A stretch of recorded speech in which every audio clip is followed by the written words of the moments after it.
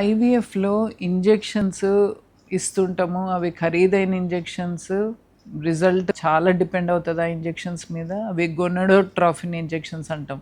ఈ ఇంజెక్షన్స్ చాలాసార్లు బయట దేశాల నుంచి వస్తాయి, మన దేశంలో దూరం నుంచి వస్తాయి.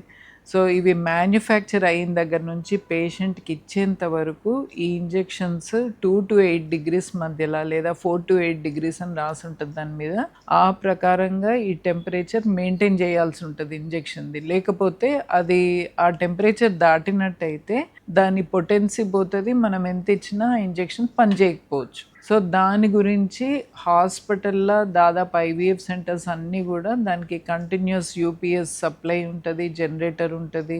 ఆల్మోస్ట్ 365 daysలో ఒక్కరోజు కూడా అన్ఇంటరప్టెడ్ పవర్ సప్లై ఉండేట్టు చూసుకుంటాం.